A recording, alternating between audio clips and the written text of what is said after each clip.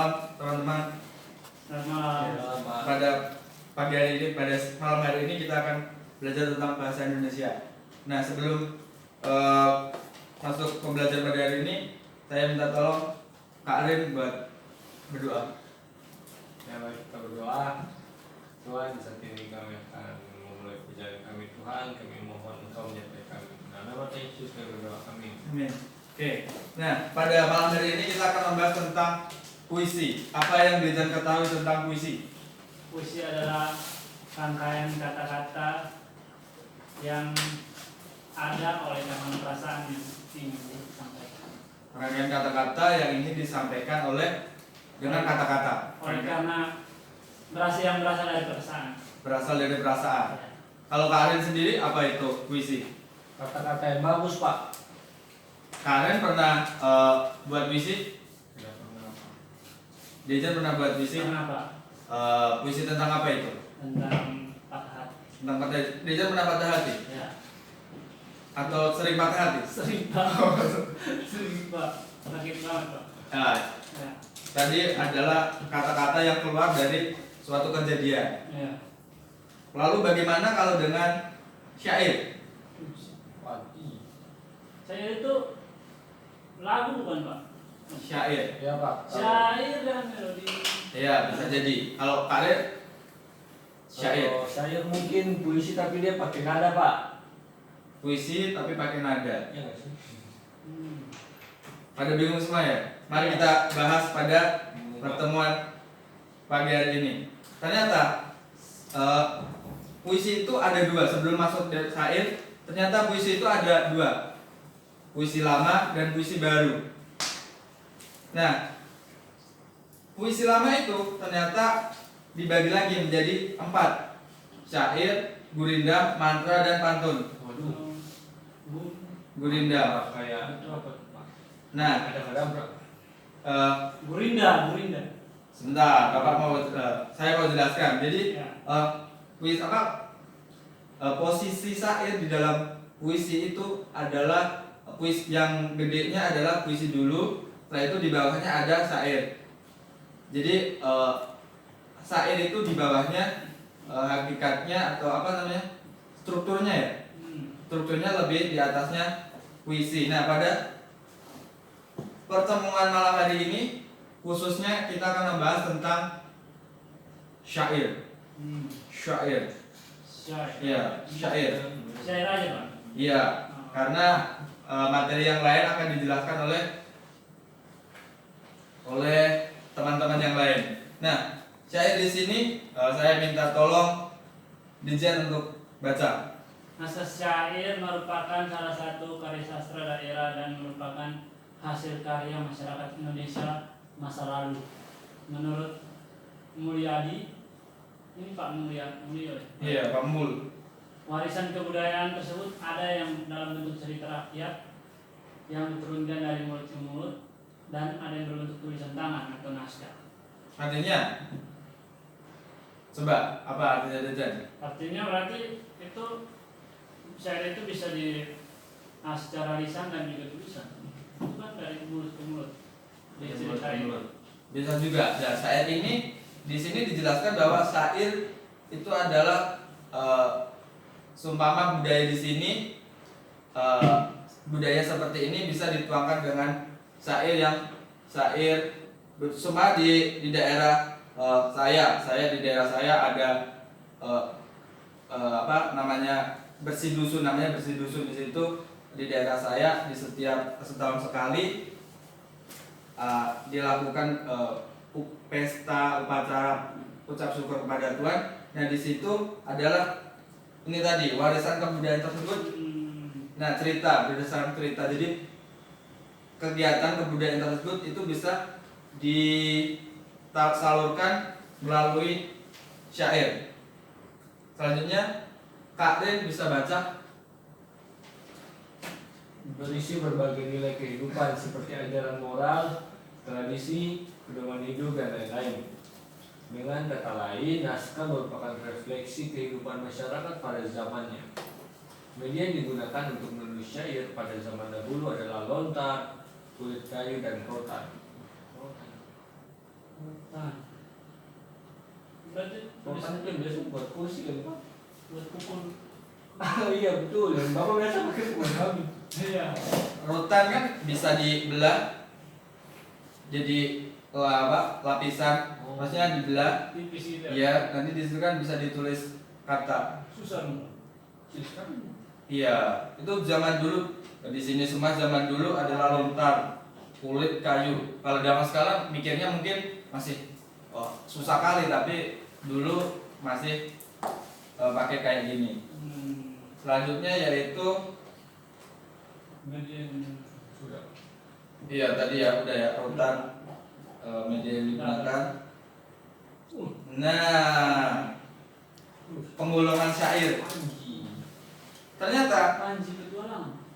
syair itu ada digolongkan menjadi 5: kiasan, romantis, panji, sejarah, dan agama. Tadi kan puisi dibagi 2, yaitu puisi lama dan puisi baru. Yang puisi lama yaitu ada syair, ada apa tadi, gurindam, ada mantra, dan ada pantun. Iya. Terus ternyata di dalam syair juga dibagi lagi, ada kiasan, ada romantis, ada panji, sejarah, dan agama. Nah, pada kesempatan malam hari ini kita akan membahas satu saja, yaitu syair kiasan. Tapi sebelum membahas tentang syair kiasan lebih lanjut, ciri-ciri syair secara luas, yaitu setiap bait terdiri dari 4 baris, dan setiap baris terdiri atas 8 sampai 14 suku kata. Bersajak AAA, semua baris adalah isi, bahasanya adalah kiasan. Itu tadi syair kiasan. Nah, ini masih karena puisi lama, makanya di dalam syair terikat oleh struktur yang baku kayak gini. Jadi ini adalah struktur baku dari syair karena dia masuk dalam puisi lama. Dan unsur-unsur syair itu ada tema, diksi, ceritaan, gaya bahasa, dan amanat. Ada yang dibingung dari unsur-unsur ini? Manis. Citraan tuh yang apa? Citraan. Oke, citraan yang bingung, Rijal. Iya. Kalau Kak Rin? Diksi Pak. Diksi. Oke, kita akan bahas. Pertama yaitu tema. Tema merupakan ide pokok yang menjiwai keseluruhan isi puisi, yang mencerminkan persoalan kehidupan manusia, alam sekitar, dan dunia fantasi, metafisis, yang diangkat penyair dari objek seninya. Contohnya tema adalah ketuhanan, kemanusiaan, cinta, patriotisme, perjuangan, dan lain-lain. Ada yang bingung, Kak Rin? Ruin saja. Nggak ada Pak. Ijan. Pas, Pak. Pas. Ini saya coba. Tahu lah. Nah ini Kak Rin tadi yang bingung tentang diksi. Iya Pak, ini apa? Diksi merupakan pilihan kata yang dipergunakan penyair dalam penyair dalam membangun puisinya. Nah, setiap penulis pasti punya interpretasi tersendiri, tergantung apa yang mempengaruhinya. Itu masuk dalam diksi. Mungkin saya punya gambaran apa yang terjadi dalam hidup. Maksudnya apa yang terjadi, sesuatu yang terjadi dalam diri saya beda dari yang terjadi kepada Karen saja. Iya. Makanya diksi itu berbeda-beda tergantung si penulis atau si penyair tersebut. Oke? Iya, Pak. Nah, penggunaan kata diksi tadi itu ternyata mempengaruhi kepintaran seseorang, kepintaran si penulis syair tersebut. Contohnya adalah, nah, kata telah dipilih, dipikirkan, dan ditempatkan dengan tepat sehingga dapat menimbulkan kesan mendalam, menimbulkan rasa indah, serta mampu mengubah pembaca atau pendengar yang menikmatinya. Ada yang bingung? Tidak Pak. Kalian selanjutnya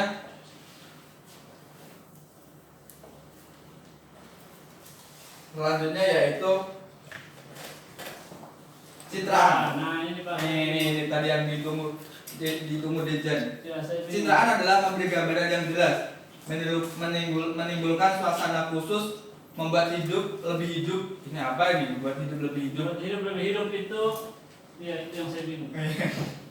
Gambaran dalam pikiran dan penginderaan untuk menarik perhatian, untuk memberikan kesan mental atau bayangan visual penyair menggunakan gambar-gambaran angan. Contohnya adalah tadi citraan penglihatan, berarti berhubungan dengan sesuatu yang lihat. Nah, kita adalah manusia Bermata kayu, Oh, banyak.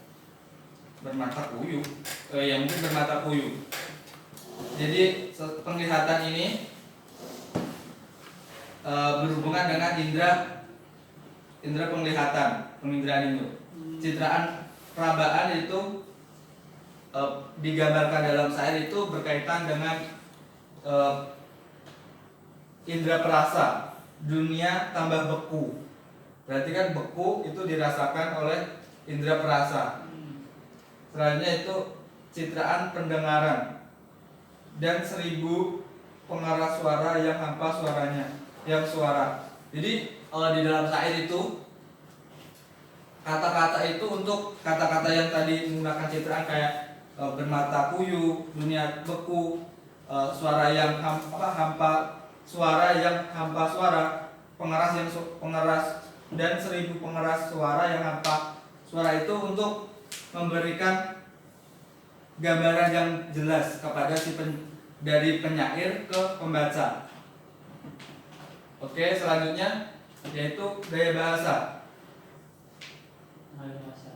Cara pengarang menempatkan kata untuk memperoleh kesan yang kuat dan memberikan pengaruh kepada pembaca. Contohnya perumpamaan, metafora, personifikasi atau pengiasan, hiperbola. Perumpamaan yaitu merupakan gaya yang menggunakan perbandingan dua hal yang pada hakikatnya berlainan, tetapi sengaja dianggap sama. Dalam hal perumpamaan biasanya digunakan kata-kata seperti ibarat, umpama, dan laksana. Jadi kayak ada perbandingan antara saya dan seperti saya atau seperti Dejan. Jadi saya dan Dejan pasti adalah seseorang yang berbeda tentunya. Nah, metafora yaitu merupakan gaya perbandingan yang implisit tanpa kata perbandingan, seperti atau sebagian di antara dua hal yang berbeda. Selanjutnya personifikasi atau pengiasan, gaya yang menggunakan sifat-sifat insani dilekatkan pada benda yang tidak bernyawa. Personifikasi dapat pula diartikan sebagai majas yang memperorangkan benda mati. Bisa dikasih contoh, Pak Arwin, benda memperorangkan benda mati? Contohnya kayak pohon kelapa melambai-lambai, Pak. Oh, iya. Benar sekali ya. Selanjutnya hiperbola merupakan gaya bahasa yang mengandung pernyataan yang berlebih-lebih jumlahnya, ukuran atau sifatnya. Maksud uraian ini memberikan penekanan pada pernyataan atau situasi untuk memperhebat, meningkatkan kesan dan pengaruhnya. Contoh, Dejan bisa kasih contoh? Hiperbola ya Pak. Ya. Dia berlari sekencang singa. Wih, kencang banget jawabannya. Nah, benar ya yang dikatakan Dejan. Nah, selanjutnya yang terakhir yaitu amanat. Pesan atau amanat atau pesan merupakan nasihat atau perintah secara halus dari penyair kepada pembaca yang sifatnya langsung ataupun tidak langsung. Nah, di dalam syair nih, teks syair nih, pengarang itu menuliskan ataupun tidak menuliskan pesan untuk sang pembaca. Artinya di dalam sebuah karangan syair pasti ada pesan yang ingin disampaikan. Itu, dan selanjutnya tadi kita udah bahas, ini syair kiasan adalah bahasa yang kita akan bahas. Syair kiasan itu pengertiannya adalah bahasa kiasan yang menyampaikan kata-kata menyempurnakan yang suasana atau artinya sengaja disampaikan dari susunan kata dan arti yang bisa dengan maksud mendapatkan kesegaran dan kekuatan ekspresi. Bahasa kiasan ini dipertegas oleh Pradopo yang mengatakan bahasa kiasan ini mengiaskan atau mempersamakan sesuatu hal dengan hal lain supaya gambaran menjadi jelas, lebih menarik dan hidup. Oke, saya tadi sudah menyiapkan kertas. Mana kertasnya Dijan? Nah, saya akan bagi ya, Dijan ya. Terima kasih. Ini Tulis apa Pak? tulisnya Bapak punya satu syair. Wow. Iya. Nggak Pak, saya sudah Udah punya. Bapak punya satu syair. Syair ini yaitu namanya syair burung pungu. Iya. Ungu itu artinya apa Pak? Nah, di sini akan dibahas. Makanya tadi kan Bapak sudah menjelaskan, saya sudah menjelaskan tentang unsur-unsur yang ada di dalam syair. Nah, yang tadi yaitu adalah tema. Coba Dejan dan Rain saja cari tema, baca dulu ini syairnya, temukan temanya. Kita diskusi nggak Pak? Atau nggak usah? Nggak usah. Kak cari dulu, baca dulu. Cari dulu temanya apa? Tema.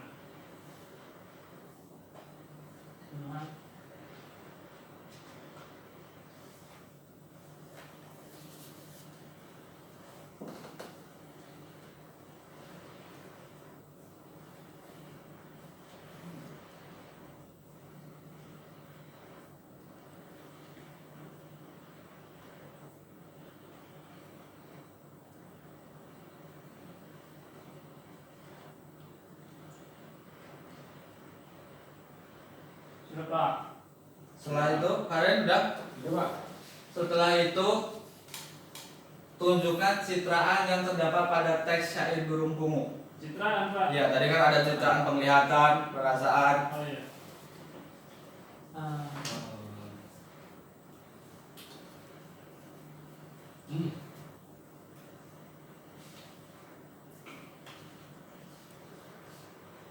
Mana ya?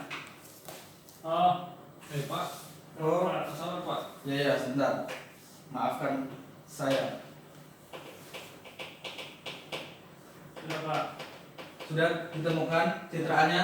Iya. Di sini ada temukan 2 citraan di dalam teks syair ini. Oh iya. Apa?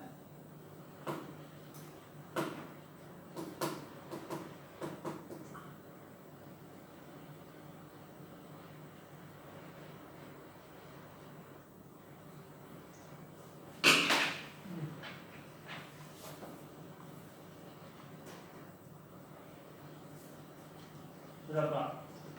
Sudah. Terus selanjutnya yaitu amanat. Apa? Jelaskan amanat yang ingin disampaikan penulis kepada si burung pungu ini.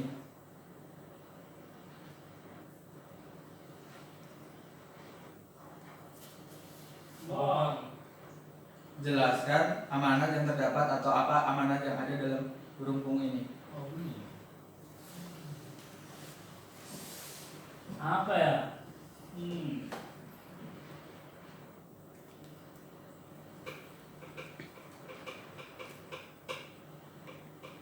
Sorry.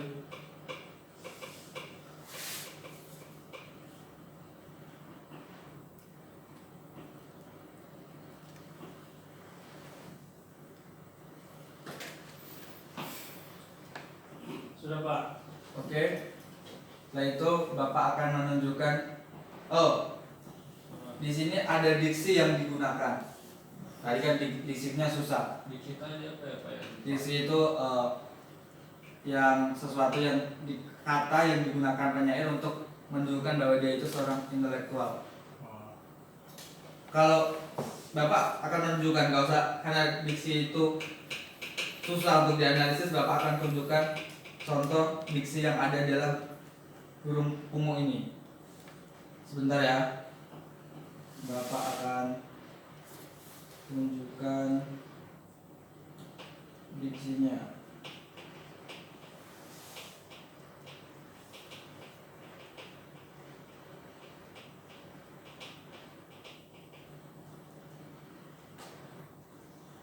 Wallpapernya bagus Pak. Iya. Sembari menunggu, tadi coba nomor 1 tadi. Dijan apa nomor 1 jawabannya? Nomor 1 romance. Romance. Kalian? Kesedihan kayaknya Pak. Nah, jadi di dalam huruf pungu ini itu menceritakan tentang seseorang yang dia itu sengsara. Jadi benar yang dikatakan kalian. Oh iya. Sengsara, bukan Sengsara. Bukan romance. dia bukan romance. Ya, Pak, maaf ya Pak. Sebentar ya, Bapak ambil laptop kayaknya di. Sebentar ya, yakin ya.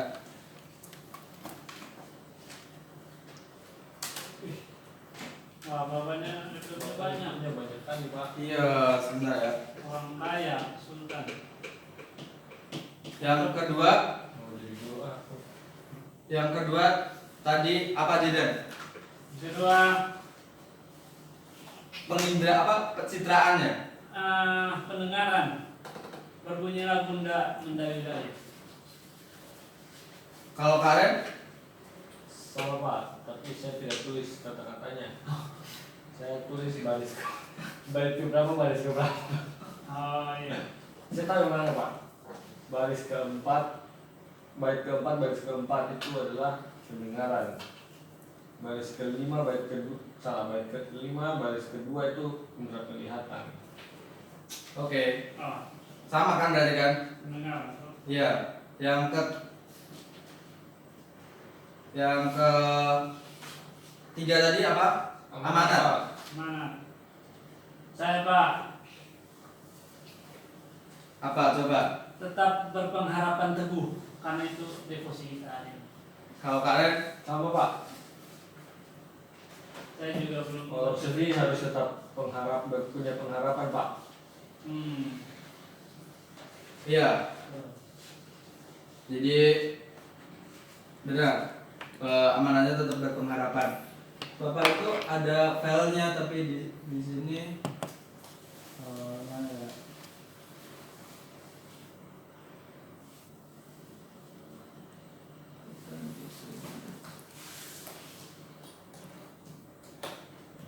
Oh, selanjutnya yaitu berdasarkan teks ini tadi kan ada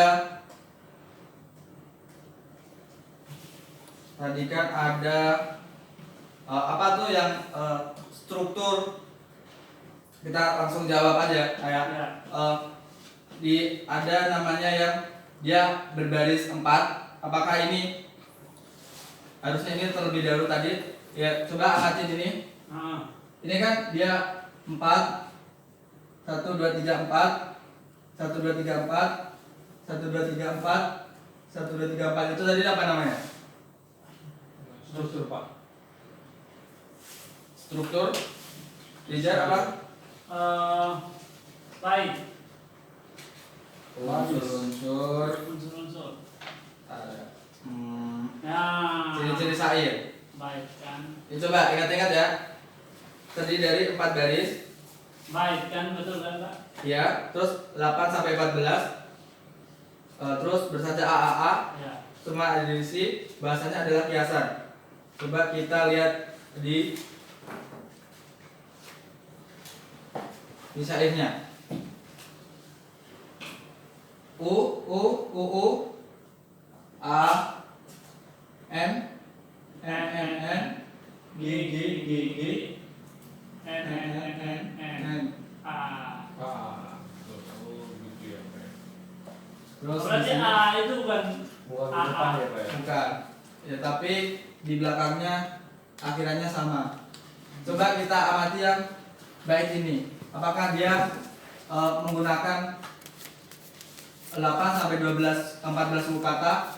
Coba kita hitung. Pertama,